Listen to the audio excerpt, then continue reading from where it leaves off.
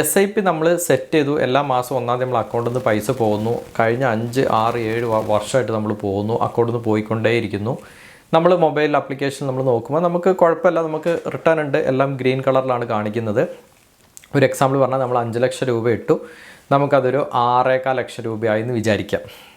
അപ്പോൾ നമ്മൾ വിചാരിക്കും കുഴപ്പമില്ല, ഹാപ്പിയാണ്, കാരണം 5 ലക്ഷം ഇട്ടു, ഇപ്പോൾ 6.25 ലക്ഷം ഉണ്ട്, 5 വർഷമായി, 5000 വെച്ചിട്ടാണ് ഞാൻ ചെയ്തത്, അല്ലെങ്കിൽ 10,000 വെച്ചിട്ടാണ് ചെയ്തത്, കുഴപ്പമില്ല, ഹാപ്പിയാണെന്ന് വിചാരിക്കും. പക്ഷേ ഇതിൽ ഏറ്റവും വരുന്ന ഒരു പ്രോബ്ലം എന്താണെന്ന് വെച്ച് കഴിഞ്ഞാൽ, ഒരുപക്ഷെ നിങ്ങൾക്ക് 6.25 ലക്ഷം രൂപ റിട്ടേൺ ടോട്ടൽ എമൗണ്ട് കിട്ടേണ്ട സ്ഥലത്ത് ഒരുപക്ഷെ നിങ്ങൾക്ക് 6.25 ലക്ഷം രൂപ, അതായത് 50,000 രൂപ അല്ലെങ്കിൽ 7 ലക്ഷം രൂപയോളം നിങ്ങൾക്ക് കിട്ടാനുള്ള ചാൻസ് ഉണ്ടായിരിക്കാം. ആ ചാൻസ് നിങ്ങൾ അറിയാതെ പോയി എന്നുള്ളതാണ് നിങ്ങളുടെ SIP ചെയ്തപ്പോൾ നിങ്ങൾക്ക് പറ്റിയ തെറ്റ്. അപ്പോൾ അത് നിങ്ങളുടെ മിസ്റ്റേക്ക് അല്ല, കാരണം അതിനെക്കുറിച്ചുള്ള നോളേജ് ഇല്ല എന്നുള്ളതാണ്. അപ്പം അങ്ങനെ വന്ന സമയത്ത് നമ്മൾ ഡെഫിനറ്റായിട്ടും നിങ്ങളൊരു ഫൈനാൻഷ്യൽ അഡ്വൈസറുടെ സഹായം തേടുന്ന ഒരാളാണെങ്കിൽ നിങ്ങൾ ഡെഫിനറ്റായിട്ടും എവറി 6 മന്ത്സ് അല്ലെങ്കിൽ അറ്റ്ലീസ്റ്റ് എവറി 1 ഇയർ നിങ്ങളുടെ മ്യൂച്വൽ ഫണ്ട് പോർട്ട്ഫോളിയോ റിവ്യൂ ചെയ്യണം, അതിനെ റീബാലൻസ് ചെയ്യണം. എന്താണ് ഈ റീബാലൻസ് ഉദ്ദേശിക്കുന്നത്? വളരെ പെർഫോമൻസ് കുറഞ്ഞു കിടക്കുന്ന ഫണ്ട്, എന്താണ് ഈ പെർഫോമൻസ് കുറയാന്ന് പറഞ്ഞാൽ, ഓരോ ഫണ്ട് ഹൗസുകളും അതിലെ ഓരോ ഫണ്ടുകളും ഒരു ബെഞ്ച് മാർക്ക് ഇൻഡെക്സിനെ ഫോളോ ചെയ്യുന്നുണ്ടാവും.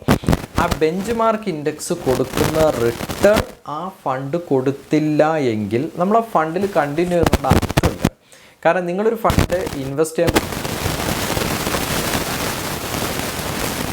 ഉണ്ടാക്കുന്നത് എക്സ്പെൻസ് എന്ന് പറഞ്ഞ കമ്പനി ആ ഫണ്ടിൽ നിന്ന് നിങ്ങളുടെ കയ്യിൽ ഒരു ചാർജ് പിടിക്കുന്നില്ല, അതാണ് എക്സ്പെൻസ് റേഷ്യോ എന്ന് പറയുന്നത്. അപ്പോൾ നിങ്ങൾ ഓൾറെഡി അവർക്ക് അവിടെ തരുന്ന സർവീസ് നിങ്ങൾ ചാർജ് കൊടുക്കുന്നു, പക്ഷേ നിങ്ങൾക്ക് അതിനനുസരിച്ചുള്ള റിട്ടേൺ കിട്ടിയില്ല എങ്കിൽ പിന്നെ നിങ്ങൾ ആ ഫണ്ടിൽ കണ്ടിന്യൂ ചെയ്യുന്നതുകൊണ്ട് മീനിങ് ഇല്ല. അതുകൊണ്ടാണ് ഏറ്റവും പ്രധാനപ്പെട്ടിട്ട് ഇവിടെ പറഞ്ഞിട്ടുള്ള ഒരു പ്രധാനപ്പെട്ട കാര്യം, നമ്മുടെ ഫണ്ട് അല്ലെങ്കിൽ നമ്മൾ ഫോളോ ചെയ്യുന്ന അല്ലെങ്കിൽ നമ്മൾ ഇൻവെസ്റ്റ് ചെയ്യുന്ന ആ ഫണ്ട് എന്ന് പറഞ്ഞു കഴിഞ്ഞാൽ നിഫ്റ്റി 50 ഒരു ഇൻഡെക്സ് ഫണ്ടിൽ അല്ലെങ്കിൽ നിഫ്റ്റി 50 ഒരു ഫണ്ടിലാണ് നമ്മൾ ഇൻവെസ്റ്റ് ചെയ്യുന്നത്. അതായത് നിഫ്റ്റി 50 ആണ് അതിൻ്റെ ബെഞ്ച് മാർക്ക്. ഒരു ലാർജ് ക്യാപ് ഫണ്ടിലാണ് നിങ്ങൾ ഇൻവെസ്റ്റ് ചെയ്യുന്നതെങ്കിൽ നിഫ്റ്റി 100 TRI ആണ് അതിൻ്റെ ബെഞ്ച് മാർക്ക്. നിങ്ങളൊരു മൾട്ടി ക്യാപ്പിലാണ് ഇൻവെസ്റ്റ് ചെയ്യുന്നതെങ്കിൽ നിഫ്റ്റി 500 TRI ആണ് അതിൻ്റെ ബെഞ്ച് മാർക്ക്. നിങ്ങളൊരു ഫ്ലെക്സി ക്യാപ്പിലാണ് ഇൻവെസ്റ്റ് ചെയ്യുന്നതെങ്കിൽ നിഫ്റ്റി 500 TRI ആണ് അതിൻ്റെ ബെഞ്ച് മാർക്ക്. അപ്പോൾ ഓരോന്നിനും ഓരോ ബെഞ്ച് മാർക്ക് ഉണ്ട്. ആ ബെഞ്ച് മാർക്കിനേക്കാളും തീർച്ചയായിട്ടും നിങ്ങളുടെ ഫണ്ട് കൂടുതൽ റിട്ടേൺ കൊടുക്കണം, അറ്റ്ലീസ്റ്റ് ഒരു 0.1%. അല്ലെങ്കിൽ നിങ്ങൾ ആ ഫണ്ടിൽ ഇൻവെസ്റ്റ് ചെയ്യുന്നതിന് പകരം അതിൻ്റെ ഇൻഡെക്സ് ഫണ്ടിൽ ഇൻവെസ്റ്റ് ചെയ്താൽ മതി. അതായത് ഈ ബെഞ്ച് മാർക്ക് എന്ന് പറയുന്നതാണ് ഇൻഡെക്സ് ഫണ്ട്. ആ ഇൻഡെക്സ് ഫണ്ട് കൊടുക്കുന്ന റിട്ടേൺ പോലും നിങ്ങളുടെ ഒറിജിനൽ ഫണ്ട് കൊടുക്കുന്നില്ലെങ്കിൽ ഡെഫിനറ്റായിട്ടും നമ്മൾ ആ ഫണ്ടിൽ നിന്ന് നമ്മൾ എക്സിറ്റ് ആവണം എന്നുള്ളതാണ്. എക്സിറ്റ് ആയിട്ട് കൺസിസ്റ്റൻ്റ് ആയിട്ട് നല്ല പെർഫോമൻസ് കൊടുക്കുന്ന ഫണ്ടുകളിലോട്ട് നമ്മുടെ ഫണ്ടിനെ അലോക്കേറ്റ് ചെയ്യണം. അപ്പോൾ അടുത്ത ചോദ്യം ഓട്ടോമാറ്റിക്കായിട്ട് വരും, എങ്ങനെ ഈ കൺസിസ്റ്റൻ്റ് ആയിട്ടുള്ള ഫണ്ട് തീരുമാനിക്കുന്നത്? അതിനാണ് നമ്മൾ റോളിംഗ് റിട്ടേൺ എന്ന് പറയുന്നത്. ഹിസ്റ്റോറിക്കൽ റിട്ടേൺ നമ്മൾ നോക്കണം, അത് ഒരു ഫാക്ടർ മാത്രമാണ്, പക്ഷേ ഏറ്റവും ഇമ്പോർട്ടൻ്റ് ആയിട്ടുള്ളതാണ് റോളിംഗ് ഫാക്ടർ നോക്കണം. അപ്പോൾ റോളിംഗ് ഫാക്ടർ നമ്മുടെ കയ്യിലുള്ള മ്യൂച്വൽ ഫണ്ട് പോർട്ട്ഫോളിയോയ്ക്ക് തന്നെ നമുക്ക് നോക്കി നമുക്ക് വിലയിരുത്താനായിട്ട് പറ്റും. അപ്പോൾ നിങ്ങൾക്ക് അതിനെക്കുറിച്ചുള്ള ശക്തമായ നോളജ് അല്ലെങ്കിൽ അഡ്വൈസറുടെ സഹായം തേടാം, അല്ലെങ്കിൽ നിങ്ങൾക്ക് തന്നെ അത് എടുക്കാം. പക്ഷേ ഈ റോളിംഗ് റിട്ടേൺ മാത്രമല്ല പോർട്ട്ഫോളിയോ റീബാലൻസിൻ്റെ ഒരു പ്രധാനപ്പെട്ട ഘടകമെന്ന് പറയുന്നത്, ഇത് വൺ ഓഫ് ദ ഫാക്ടറാണ്. അപ്പോൾ അതിൻ്റെ ഡീറ്റെയിൽസ് എങ്ങനെയാണ് നമുക്ക് നമ്മുടെ ഫണ്ടിൻ്റെ പെർഫോമൻസ് ഇതുവരെ നല്ലതാണോ അല്ലേന്ന് എങ്ങനെ നോക്കാൻ പറ്റുന്നുള്ളത് നമുക്കൊന്ന് ചെക്ക് ചെയ്ത് നോക്കാം. പക്ഷേ അതിന് മുന്നേ ഒരു കാര്യം പറയാം. ഒരു മ്യൂച്വൽ ഫണ്ട് പോർട്ട്ഫോളിയോ നിങ്ങളൊരു 6 മാസമായിട്ട് തുടങ്ങി, നിങ്ങളിപ്പോൾ നഷ്ടത്തിലാണ്. ഓഫ് കോഴ്സ് മാർക്കറ്റ് ഇപ്പോൾ ഡൗൺ ആണ്. 1 ഇയർ 2 ഇയർ 3 ഇയേഴ്സ് അറ്റ്ലീസ്റ്റ് നിങ്ങളൊരു ഫണ്ട് ഒരു 3 വർഷമെങ്കിലും ഹോൾഡ് ചെയ്തിട്ട് വേണം ഈ അനാലിസിസ് നടത്താൻ വേണ്ടിയിട്ട്. കാരണം ഒരിക്കലും ഒരു മ്യൂച്വൽ ഫണ്ട് ചില സമയങ്ങളിൽ ഡൗൺ ആയിട്ട് പിന്നെ അപ്സൈഡ് ആയിട്ട് വന്നേക്കാം. അങ്ങനെ ഉള്ള സംഭവം കണ്ട് അത് ഏറ്റവും ടോപ്പ് പെർഫോമർ ആയിരിക്കുന്ന ഫണ്ടുകൾ പിന്നെ പിൽക്കാലത്ത് നോക്കിക്കഴിഞ്ഞാൽ ഒരു ബാഡ് പെർഫോമർ ആയിരിക്കും. ഒരു എക്സാമ്പിൾ പറഞ്ഞു കഴിഞ്ഞാൽ കോണ്ടിൻ്റെ ഫണ്ടുകളെല്ലാം അങ്ങനെയായിരുന്നു. കഴിഞ്ഞ 2 വർഷം ഏത് വെബ്സൈറ്റിൽ ഏത് കാറ്റഗറി ഫണ്ട് എടുത്താലും കോണ്ടിൻ്റെ ഫണ്ടുകളാണ് ഏറ്റവും ടോപ്പ്. പക്ഷേ ഇപ്പോൾ കോണ്ടിൻ്റെ ഫണ്ടുകൾ ഏറ്റവും മോശമായിട്ടാണ് നിൽക്കുന്നത്. അപ്പോൾ അതിന് പ്രധാനപ്പെട്ട കാരണം, ഒരു സമയത്ത് ഏറ്റവും പെർഫോമൻസ് കൂടിയ ഫണ്ട് എപ്പോഴും പെർഫോമർ ആയിരിക്കണം എന്നില്ല. Waste performer become the good performer and the good performer become the bad performer. ഇതൊരു സൈക്ലിക്കൽ നേച്ചറാണ് എപ്പോഴും മ്യൂച്വൽ ഫണ്ട് ഇൻഡസ്ട്രീസിൽ. അതുകൊണ്ട് അത് ശ്രദ്ധിക്കുക. എപ്പോഴും ഒരു 3 വർഷം കഴിഞ്ഞിട്ട് വേണം ഈ ചെക്ക് നടത്താൻ വേണ്ടിയിട്ട്. അതിൻ്റെ ഉള്ളിൽ പെട്ടെന്ന് ഈ ഫണ്ടുകൾ സ്വിച്ച് ചെയ്യാതെ ഇരിക്കുക എന്നുള്ളത് വെറുതെ അൺനെസസറി ആയിട്ട് ടാക്സ് കൊടുക്കുന്നു. അൺനെസസറി ആയിട്ട് കമ്പനിക്ക് എക്സ്പെൻസ് റേഷ്യോ പേ ചെയ്തും നമുക്ക് അവോയ്ഡ് ചെയ്യാൻ പറ്റും. അപ്പോൾ നമുക്ക് നോക്കാം എങ്ങനെയാണ് ഏറ്റവും ബെസ്റ്റായിട്ട് നമുക്ക് ഈ റോളിംഗ് റിട്ടേണും ഹിസ്റ്റോറിക്കൽ റിട്ടേണും ഇവിടെ നിന്ന് എങ്ങനെ കമ്പയർ ചെയ്യുക എന്നുള്ളത് നമുക്ക് സ്ക്രീനിലോട്ട് പോയി നോക്കാം.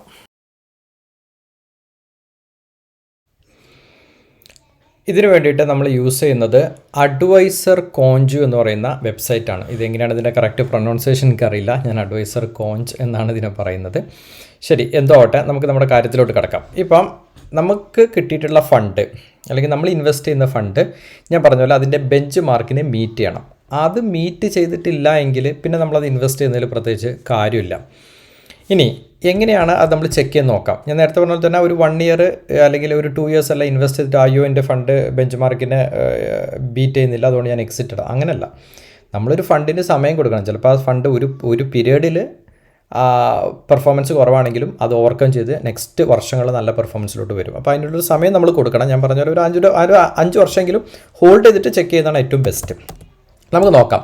ഞാനിപ്പോൾ ഒരു എക്സാമ്പിൾ എടുക്കുകയാണ്, കോണ്ട് ഫ്ലെക്സി ക്യാപ്പ്.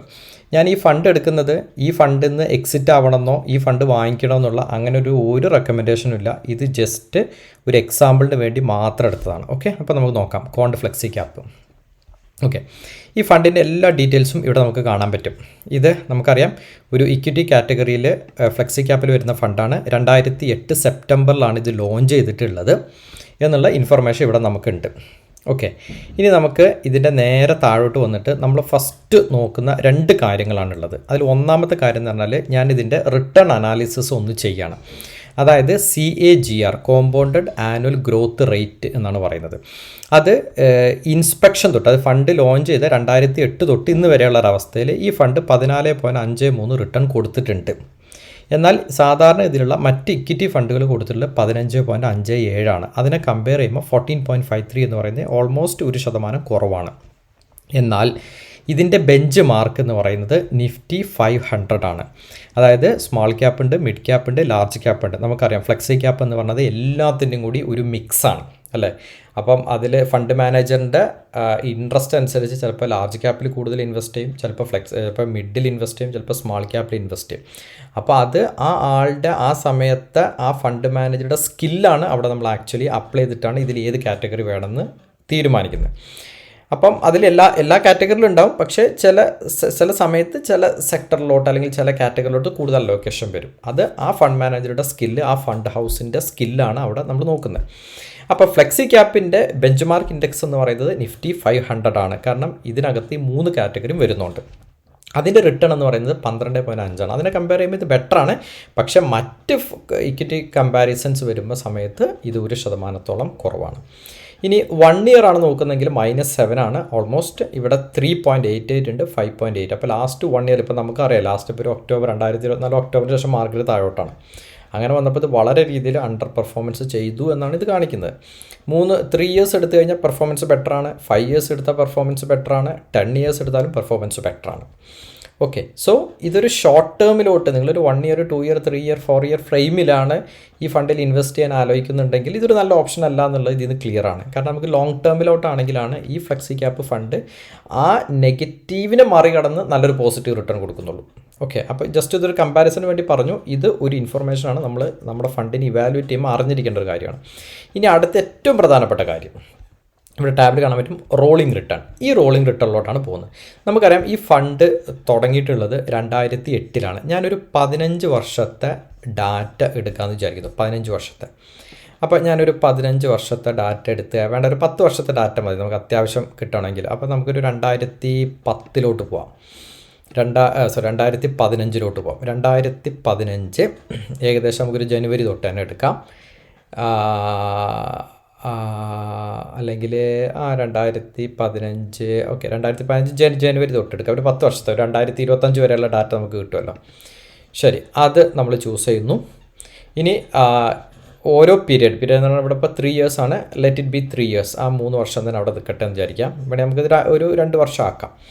അതിൽ കുഴപ്പമൊന്നുമില്ല. നമുക്കൊരു 2 വർഷം ആക്കി. അപ്പോൾ കുറച്ചും കൂടി നമുക്ക് അതിൻ്റെ ഉള്ളിലോട്ടുള്ളൊരു വ്യൂ കിട്ടാൻ കുറച്ചുകൂടി നല്ലത് 2 ഇയേഴ്സ് ടൈം ഫ്രെയിം എടുക്കുമ്പോൾ കുറച്ചുകൂടി നല്ലതാവും തോന്നുന്നു. നോക്കാം. അപ്ഡേറ്റ് ആവാൻ കുറച്ച് സമയം എടുക്കും. Okay, perfect. ഇപ്പം ഇവിടെ നോക്കി നിങ്ങൾ കഴിഞ്ഞാൽ കാണാൻ പറ്റും. ഇത് നമ്മളിപ്പോൾ 2023 വരെയുള്ള ഡാറ്റ ഉണ്ട്, 15 തൊട്ടിട്ട്. അത് നമ്മൾ 3 ഇയേഴ്സ് എടുക്കുകയാണെങ്കിൽ നമുക്ക് 3 ഇയേഴ്സ് എടുക്കാം, എന്നാൽ പിന്നെ 2025 വരെയുള്ള കിട്ടും. അതായിരിക്കും കുറച്ചുകൂടി നല്ലത്. ഓക്കെ, കാരണം അത് ഓക്കെ പെർഫെക്റ്റ്. ഇപ്പോൾ 2025 വരെയുള്ള ഡാറ്റ ഉണ്ട്. ഇവിടെ നോക്കിക്കഴിഞ്ഞാൽ കാണാൻ പറ്റും 2015 തൊട്ട് 18 വരെയുള്ള ഈ 3 വർഷം നമ്മളുടെ മൗസ് വെച്ച് കാണാൻ പറ്റും. കോണ്ട് ഫ്ലെക്സി ക്യാപ്പ് കൊടുത്ത റിട്ടേൺ എന്ന് പറയുന്നത് 14.73 ആണ്. ആ സമയത്ത് ഇക്വിറ്റി കൊടുത്ത റിട്ടേൺ എന്ന് പറയുന്നത് 8.28 ആണ്. അപ്പോൾ ഇക്വിറ്റിയുമായിട്ടാണ് ഇതിൻ്റെ ഒരു കമ്പാരിസൺ. അത് മറ്റ് കാറ്റഗറിയുമായിട്ട് ഇത് എങ്ങനെ പെർഫോം ചെയ്യുന്നു എന്നുള്ളതാണ് കാണിക്കുന്നത്. ഇനി നമ്മൾ ഇതിൻ്റെ മൗസ് വെച്ച് കഴിഞ്ഞാൽ കാണാൻ പറ്റും ഇതാണ് ഏകദേശം ആ കോവിഡ് ടൈമിൻ്റെ സമയത്ത്. കോവിഡ് ടൈമിൽ കണ്ടോ ഈ ഫണ്ട് മാർക്കറ്റ് താഴെ വീഴുന്ന സമയത്ത്, കോവിഡ് സമയത്ത് മാർക്കറ്റ് താഴെ വീഴും. ആ സമയത്ത് -8.2% ആണ് അത് കൊടുത്ത റിട്ടേൺ. എന്നാൽ മറ്റ് ഇക്വിറ്റി ഫണ്ടുകൾ ഏകദേശം കൊടുത്ത റിട്ടേൺ എന്ന് പറയുന്നത് ഏകദേശം 7 അല്ലേ, ഇവിടെ കോവിഡ് ടൈം ഏകദേശം ഇതൊരു -9 കൊടുത്തപ്പോൾ മറ്റത് -8 കൊടുത്തു. കുറച്ച് മേലോട്ട് പോയപ്പോൾ -4 കൊടുത്തപ്പോൾ മറ്റ് ഫണ്ടുകൾ -2 കൊടുത്തു. അപ്പോൾ മാർക്കറ്റ് താഴെ വീഴുന്ന സമയത്ത് ഈ ഫണ്ട് വളരെ നന്നായിട്ട് താഴോട്ട് വീണ് നെഗറ്റീവ് റിട്ടേൺ കൊടുക്കുന്നു എന്നാണ് അതിൻ്റെ അർത്ഥം. അതായത് ഇങ്ങനത്തെ ഫണ്ടുകൾ നോർമലി ഫോളോ ചെയ്യുന്ന മെത്തേഡ് എന്ന് പറഞ്ഞാൽ ഒരു മൊമെൻറ്റം സ്ട്രാറ്റജി ആയിരിക്കും. അതായത് മാർക്കറ്റിലൊരു മൊമെൻറ്റം ഉണ്ടാകുമ്പോൾ ആ മൊമെൻറ്റത്തിനെ ക്യാച്ച് ചെയ്തിട്ടാണ് അത് മുന്നോട്ട് പോകുന്നത്. പക്ഷേ ഒരു ബിയർ മാർക്കറ്റോ അല്ലെങ്കിൽ മാർക്കറ്റ് ഒരു കൺസോൾട്ടേഷനിലോ വരുന്ന സമയത്ത് ഈ മാർക്കറ്റിൻ്റെ പെർഫോമൻസ് അത്ര നന്നാവില്ല. അങ്ങനെ വരുന്ന സമയത്ത് എന്ത് സംഭവിക്കും? നാച്ചുറലി ഈ ഫണ്ടിൻ്റെ പെർഫോമൻസ് കുറയും. അതാണ് ഈ കോവിഡ് സമയത്ത് സംഭവിച്ചത്. കോവിഡ് സമയത്ത് നമുക്കൊരു ബിയർ മാർക്കറ്റായിരുന്നു. അത് കഴിഞ്ഞ് പിന്നെ മാർക്കറ്റ് ഷൂട്ട് ചെയ്ത് നോക്കൂ. മാർക്കറ്റ് ഷൂട്ട് ചെയ്ത് പോകുന്ന സമയത്ത് ഈ ഫണ്ടിൻ്റെ പെർഫോമൻസ് കയറി വരുന്നു. ഈ മുകളിൽ കൊടുക്കുന്ന യെല്ലോ ലൈനാണ് കോണ്ട് ഫ്ലെക്സി ക്യാപ്പ്, താഴെ കൊടുക്കുന്ന മറ്റ് ഇക്വിറ്റി ഫണ്ടുകൾ. അപ്പോൾ അപേക്ഷിക്കുമ്പോൾ നല്ല പെർഫോമൻസ് ആണ്. ഇപ്പോൾ 2022 അല്ലെങ്കിൽ ഈ 25 കാലഘട്ടം നോക്കിക്കഴിഞ്ഞാൽ ഇത് വീണ്ടും ഡൗൺ ആയി തുടങ്ങി. കാരണം അത് ഇപ്പോൾ നമുക്കറിയാം കഴിഞ്ഞൊരു 6-7 മാസമായിട്ട് മാർക്കറ്റ് വളരെ ഡൗണിലോട്ട് വരുമ്പോൾ ഈ ഫണ്ടിൻ്റെ പെർഫോമൻസ് കുറയും. അപ്പോൾ ആക്ച്വലി ഇതിൽ നമുക്ക് കിട്ടുന്ന ഒരു ഇൻഫറൻസ് എന്താ, മാർക്കറ്റ് ഡൗൺ ആകുന്ന സമയത്താണ് ഇതേപോലുള്ള ഫണ്ടുകൾ ഇൻവെസ്റ്റ് ചെയ്യാൻ നല്ലത്. പക്ഷേ മാർക്കറ്റ് കയറുന്ന സമയത്ത് നമുക്കതിൻ്റെ റിട്ടേൺ എടുക്കാനും പറ്റും. പക്ഷേ മാർക്കറ്റ് കയറുന്ന സമയത്ത് ഇതേപോലുള്ള ഫണ്ടുകൾ ഈ 2021 തൊട്ട് 2024 പകുതി വരെയുള്ളത് നല്ലൊരു മൊമെൻ്റ് ആയിരുന്നു. ആ സമയത്ത് ഈ ഫണ്ടിൽ ഇൻവെസ്റ്റ് ചെയ്യാൻ ശരിക്കും പറ്റുന്നൊരു സമയമേ അല്ല. അപ്പോൾ നമ്മൾ അത് നോക്കണം. ഇപ്പോൾ ഈ ഫണ്ടിൽ എന്ന് വെച്ച് കഴിഞ്ഞാൽ ഒരു കൺസിസ്റ്റൻസി ഉണ്ടോ എന്ന് ചോദിച്ചു കഴിഞ്ഞാൽ ഒരു കൺസിസ്റ്റൻസി ഇല്ല. കാരണം യെല്ലോ ലൈന് ഈ ബ്ലൂ ലൈന് പല സമയങ്ങളിൽ താഴോട്ട് പോകുന്നുണ്ട്, വളരെ ഡിഫറൻസിൽ മുകളിലോട്ട് പോകുന്നുണ്ട്. അപ്പോൾ ഒരു കൺസിസ്റ്റൻറ്റ് കീപ്പ് ചെയ്യുന്നൊരു ഫണ്ടേ അല്ല ഇത്, വളരെ ഫ്ലക്ച്വേറ്റിംഗ് ആണ്. അപ്പോൾ ആ ഫ്ലക്ച്വേഷൻ ചില ആളുകൾ മുതലെടുക്കും അല്ലെങ്കിൽ യൂസ് ചെയ്യും. എങ്ങനെ? വളരെ താഴോട്ട് പോകുന്ന സമയത്ത് കയറി ഇൻവെസ്റ്റ് ചെയ്യും, മേലോട്ട് പോകുമ്പോൾ ഒന്നും ചെയ്യാതിരിക്കും. അപ്പോൾ അവിടെ അവർ ചെയ്യുന്നത് SIP അല്ല, എന്നാൽ അവർ ചെയ്യുന്നത് ചില സമയങ്ങളിൽ ചില ലംസം ഇൻവെസ്റ്റ്മെൻ്റ് ആയിട്ട് ഇങ്ങനെ ചെയ്തുകൊണ്ടിരിക്കും. അപ്പോൾ നമ്മുടെ സ്ട്രാറ്റജികളും നമ്മൾ അതിനനുസരിച്ചിട്ട് മോഡിഫൈ ചെയ്യണം. ഓക്കെ, അപ്പോൾ ഇതൊരു കൺസിസ്റ്റൻറ്റ് ഫണ്ട് അല്ല എന്നുള്ള കാര്യം നമുക്ക് ക്ലിയർ ആയി, കാരണം വളരെ പെട്ടെന്ന് മേലോട്ട് താഴോട്ട് പോകും. ഇനി നമുക്ക് വേറൊരു ഫണ്ട് നോക്കാം. ഇനി ഇതിൻ്റെ താഴോട്ട് അല്ല, ഇതിപ്പോൾ നമ്മൾ നോക്കിയ ഒരു ഫണ്ട്, ഇത് NAV മൂവ്മെൻറ്റ് നമുക്ക് ആവശ്യമില്ല, NAV മാറിക്കോട്ടെ. ഇനി അടുത്ത വേറെ എക്സാമ്പിൾ ഫണ്ട് എടുത്തു കഴിഞ്ഞാൽ നമുക്കൊരു ലാർജ് ക്യാപ്പ് കാറ്റഗറി നോക്കാം. അപ്പോൾ നിപ്പോൺ ഇന്ത്യ ലാർജ് ക്യാപ്പ്, ഇപ്പോൾ ICICIൻ്റെ ലാർജ് ക്യാപ്പ് ഉണ്ട്, നിപ്പോണിൻ്റെ ലാർജ്, നമുക്ക് ഏതോ എടുക്കാം, ഏതെങ്കിലും. ഒരിക്കലും നിങ്ങൾ ഇത് കയറി വാങ്ങിക്കണമെന്നല്ല, ജസ്റ്റ് ഇതെങ്ങനെ നിങ്ങൾക്ക് അനലൈസ് ചെയ്യാൻ പഠിക്കുക എന്നുള്ളതാണ് പറയുന്നത്. ശരി, അപ്പോൾ ഈ ഫണ്ടിൽ നമ്മളിതിൻ്റെ ഹിസ്റ്റോറിക്കൽ റിട്ടേൺ നോക്കിക്കഴിഞ്ഞാൽ ഈ ഫണ്ട് 13% കൊടുത്തിട്ടുണ്ട്. നമുക്കറിയാം ലാർജ് ക്യാപ്പ് എന്ന് പറയുന്നത് ആദ്യത്തെ 100 കമ്പനീസ് ആയിരുന്നു. അപ്പോൾ വെറും ഇൻഡെക്സ് ഫണ്ടിൽ റിട്ടേൺ ചെയ്താൽ പോലും നമുക്ക് 17.13% റിട്ടേൺ കിട്ടാറുണ്ട്. ആ സമയത്ത് ഈ ലാർജ് ക്യാപ്പ് ഫണ്ട് 4% കുറവാണ്. ഓക്കെ, മറ്റ് ഇക്വിറ്റി ഫണ്ടുകൾ 13.65 കൊടുത്തിട്ടുണ്ട്. പക്ഷേ 1 ഇയർ നോക്കിക്കഴിഞ്ഞാൽ ഈ ഫണ്ട് ബെഞ്ച് മാർക്കിൻ്റെ അതേ റിട്ടേൺ കൊടുത്തിട്ടുണ്ട്. 3 ഇയേഴ്സ് കൊടുത്ത ബെഞ്ച് മാർക്കിനേക്കാളും മറ്റ് ഫണ്ടുകളെക്കാളും കൂടുതലാണ്. 5 ഇയേഴ്സിൽ കൂടുതലാണ്. 10 ഇയേഴ്സ് എടുത്താൽ അതും കൂടുതലാണ്. അപ്പോൾ ലോങ് ടൈമിലോട്ട് ഈ ഫണ്ട് നല്ല രീതിയിൽ പെർഫോം ചെയ്യുന്നുണ്ട്. ഇനി നമുക്ക് ഞാൻ നേരത്തെ പറഞ്ഞ പോലെ ഇതിൻ്റെ റോളിംഗ് റിട്ടേൺ, നമുക്ക് ഏറ്റവും ഇമ്പോർട്ടൻ്റ് ആയിട്ടുള്ള സാധനമാണ് റോളിംഗ് റിട്ടേണിലോട്ട് പോകുന്നു. ഈ ഫണ്ട് കണ്ടുപിടിച്ച വർഷം ഏതാണ്? ഏത് വർഷം അത് വന്നിട്ടുള്ളത്? 2007 വന്നിട്ടുള്ളത്. നമുക്ക് നേരത്തെ ചെയ്തപോലെ ഒരു 10 വർഷത്തെ ഡാറ്റ എടുക്കാം. അപ്പോൾ 2005 തൊട്ട് 2015 തൊട്ട് നമ്മൾ വരുന്നു, ജനുവരി തൊട്ട് നമ്മൾ വരുന്നു, 1-ാം തീയതി തൊട്ട് നമ്മൾ വരുന്നു. അപ്പോൾ നമുക്കൊരു 10 വർഷത്തെ സോളിഡ് ആയിട്ടുള്ള ഡാറ്റ കിട്ടുമ്പോൾ നമുക്ക് മനസ്സിലാവും ഈ ഫണ്ട് എത്രത്തോളമാണ് ഇതിൻ്റെ ഒരു ഫ്ലക്ച്വേഷൻ വരുന്നത്, എന്താണ് ഇതിൻ്റെ ഒരു ഇത് എന്നുള്ളത്. Okay, perfect. ഇപ്പം ഈ ഫണ്ട് നമ്മൾ നോക്കിക്കഴിഞ്ഞാൽ ഇത് ഒരു സ്ട്രെച്ച് നമ്മൾ നോക്കിക്കഴിഞ്ഞാൽ കാണാൻ പറ്റും 2015 തൊട്ട് 2017 വരെ നമ്മൾ ആ കോവിഡ് സമയം വരെ അത്യാവശ്യം ഇത് ഫണ്ട് ബ്ലൂ ലൈനിൻ്റെ മേലെയായിരുന്നു ഉണ്ടായിരുന്നത്. ഈ ഫണ്ടിൻ്റെ പെർഫോമൻസ് വളരെ നല്ലതായിരുന്നു. പിന്നെ കോവിഡ് വന്ന സമയത്ത് ആ ലൈനിൽ കൂടെ തന്നെയാണ് ഓൾമോസ്റ്റ് പോയത്. അതായത് ബെഞ്ച് മാർക്ക് എന്ത് റിട്ടേൺ കൊടുക്കുന്നു, അല്ലെങ്കിൽ മറ്റ് ഇക്വിറ്റി ഫണ്ടുകൾ എന്ത് റിട്ടേൺ കൊടുക്കുന്നോ അതേ റിട്ടേൺ ഈ ഫണ്ടിന് കൊടുക്കാൻ സാധിച്ചു എന്നുള്ളതാണ്. പക്ഷെ അത് കഴിഞ്ഞ് 2022 കഴിഞ്ഞപ്പോൾ ഈ ഫണ്ട് നല്ല പെർഫോമൻസ് ചെയ്യാതെ, ഇപ്പോൾ നമ്മൾ 2025 ഈ 25 കാലഘട്ടം നോക്കിക്കഴിഞ്ഞാൽ കാണാം, ഈ ജൂണ് 2022 to 25 പീരീഡ് എടുത്തു കഴിഞ്ഞാൽ ഏകദേശം 24% റിട്ടേൺ കൊടുത്തിട്ടുണ്ട്. മറ്റ് ഇക്വിറ്റി ഫണ്ടുകളിൽ കമ്പയർ ചെയ്യുമ്പോൾ അത് 17% അതിൻ്റെ ഇൻഡെക്സ് കൊടുത്തിട്ടുള്ള റിട്ടേൺ. അപ്പോൾ അതിനെ കമ്പയർ ചെയ്യുമ്പോൾ ഇത് ബെറ്ററാണ്. അതായത് ഈ ഫണ്ട് നമുക്ക് പറയാൻ പറ്റും ഓൾമോസ്റ്റ് ഒരു കൺസിസ്റ്റൻറ്റ് പെർഫോമറാണ്. കാരണം മാർക്കറ്റ് വീഴുന്ന സമയത്ത് ആ ലൈനിനോട് കൂടെ സഞ്ചരിക്കാനും മാർക്കറ്റ് കയറുന്ന സമയത്ത് അതിനേക്കാൾ അപ്സൈഡ്, അതായത് അതിനേക്കാൾ നല്ല റിട്ടേൺ കൊടുക്കാൻ ഈ ഫണ്ടിന് സഹായിച്ചിട്ടുണ്ട്. അപ്പോൾ ഇങ്ങനെയുള്ള ഒരു അനാലിസിസ് നിങ്ങളുടെ പോർട്ട്ഫോളിയോയിലും നിങ്ങൾ ചെയ്യണം.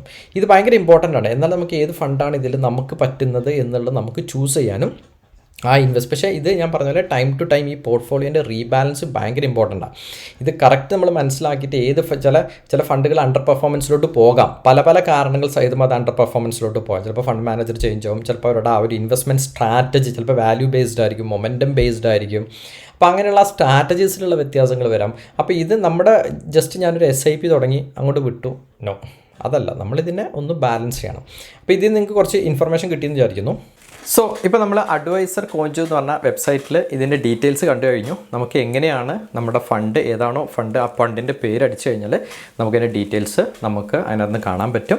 അതനുസരിച്ചിട്ട് നമ്മുടെ ഫണ്ടിൻ്റെ പെർഫോമൻസും കാര്യങ്ങളും നമുക്ക് ഇവാലുവേറ്റ് ചെയ്യാൻ പറ്റും. ഇനി നിങ്ങൾക്ക് മ്യൂച്വൽ ഫണ്ടിൽ അക്കൗണ്ടും തുടങ്ങാനും SIPയോ അല്ലെങ്കിൽ ലംസമോ ഒക്കെ തുടങ്ങാൻ ഇൻട്രസ്റ്റ് ഉണ്ട് എന്നുണ്ടെങ്കിൽ നിങ്ങൾക്ക് എന്നെ കണക്ട് ചെയ്യാം. വാട്സപ്പ് നമ്പർ കൊടുത്തിട്ടുണ്ട്. ഇൻവെസ്റ്റ് ചെയ്യാനുള്ള അസറ്റ് പ്ലസ് ലിങ്കിൻ്റെ അക്കൗണ്ട് ഓപ്പൺ ചെയ്യാനുള്ള അക്കൗണ്ട് ഓപ്പണിംഗ് ഫ്രീ ആണ്, അക്കൗണ്ട് മെയിൻ്റെനൻസ് ഫ്രീ ആണ്. അതിൻ്റെ ലിങ്ക് അതിനകത്ത് കൊടുത്തിട്ടുണ്ട്. നിങ്ങൾക്ക് അത് കയറി അക്കൗണ്ട് ഓപ്പൺ ചെയ്യാം. അറിയില്ലെങ്കിൽ നിങ്ങൾക്ക് എന്നെ കോൺടാക്ട് ചെയ്യാം. ഇനി അടുത്ത ഏറ്റവും പ്രധാനപ്പെട്ടുള്ള പോയിന്റ്, നിങ്ങൾ ഒരുപക്ഷെ മ്യൂച്വൽ ഫണ്ട് ഇൻവെസ്റ്റ്മെൻറ്റ് ചെയ്യുന്ന ഒരാളായിരിക്കാം. 5 വർഷമായിട്ടോ 10 വർഷമായിട്ടോ 15 വർഷമായിട്ടൊക്കെ ചെയ്യുന്ന ആരായിരിക്കാം. നിങ്ങൾക്ക് നിങ്ങളുടെ പോർട്ട്ഫോളിയോ റിവ്യൂ ചെയ്യണം താല്പര്യം ഉണ്ടെന്നുണ്ടെങ്കിൽ നിങ്ങൾക്ക് എന്നായിട്ട് വാട്സപ്പിൽ കോൺടാക്ട് ചെയ്യാം. നമുക്ക് ഒരു അപ്പോയിൻമെൻറ്റ് ഫിക്സ് ചെയ്തിട്ട് ആ അപ്പോയിൻമെൻറ്റ് ടൈമിൽ ഇരുന്നിട്ട് നിങ്ങളുടെ മ്യൂച്വൽ ഫണ്ട് പോർട്ട്ഫോളിയോ നമുക്കൊരു വാക്ക് ത്രൂ ചെയ്യാൻ പറ്റും. വാക്ക് ത്രൂ ചെയ്തിട്ട് ഇപ്പോൾ നിങ്ങളുടെ ഫിനാൻഷ്യൽ കണ്ടീഷൻ എന്താണ്, നിങ്ങൾക്ക് ഇനി ഫണ്ട് ഏതൊക്കെ സമയത്തേക്കാണ് ആവശ്യം എന്നൊക്കെ നമുക്കൊന്ന് ഡിസൈഡ് ചെയ്യാം. അതേപോലെ നിങ്ങൾക്ക് ലോണോ മറ്റ് കാര്യങ്ങളോ റീപേയ്മെൻറ്റോ ഒക്കെ ഉണ്ടെങ്കിൽ ഇതൊക്കെ ഒന്ന് ഡിസ്കസ് ചെയ്തിട്ട് ഒരു ഫൈനാൻഷ്യൽ പ്ലാനിങ് നടത്തിയതിന് ശേഷം നമുക്ക് പോർട്ട്ഫോളിയോ റീബാലൻസിങ് ചെയ്യാം. അതിന് നിങ്ങൾക്ക് എന്തെങ്കിലും ഹെൽപ്പോ കാര്യങ്ങളോ വേണമെങ്കിൽ താഴെ കൊടുത്തിട്ടുള്ള വാട്സപ്പ് നമ്പറിൽ കോൺടാക്ട് ചെയ്യാം. ടെലഗ്രാമിൽ ജോയിൻ ചെയ്യേണ്ട ലിങ്ക് കൊടുത്തിട്ടുണ്ട്, യൂട്യൂബ് ചാനൽ ലിങ്ക് കൊടുത്തിട്ടുണ്ട്. സോ നിങ്ങൾക്ക് എന്തെങ്കിലും സംശയങ്ങളോ കാര്യങ്ങളുണ്ടെങ്കിൽ സപ്പോർട്ടിനെ കോൺടാക്ട് ചെയ്യാം. ഓക്കെ, അപ്പോൾ നിങ്ങൾക്ക് ഈ വീഡിയോ കണ്ടു, ഇതിൽ നിന്ന് എന്തെങ്കിലുമൊക്കെ ഒരു പുതിയ ഇൻഫർമേഷൻ കിട്ടി, ശരി ഇത് വർത്തായി എന്ന് നിങ്ങൾക്ക് ഫീൽ ആവുകയാണെങ്കിൽ ഈ ചാനൽ സബ്സ്ക്രൈബ് ചെയ്യുക, ഈ വീഡിയോക്ക് ഒരു ലൈക്ക് തരിക. സോ ഇത് കൂടുതൽ ആളുകളിലോട്ട് റീച്ച് ആകും. ഇതുപോലുള്ള കൂടുതൽ ഇൻഫർമേഷൻസ് നിങ്ങളുടെ മുന്നോട്ട് കൊണ്ടുവരാൻ എനിക്കതൊരു മോട്ടിവേഷൻ ആവുകയും ചെയ്യും. ഓക്കെ, സോ അടുത്ത വീഡിയോയിൽ മറ്റൊരു ഇൻട്രസ്റ്റിംഗ് ടോപ്പിക്കായിട്ട് നമുക്ക് കാണാം.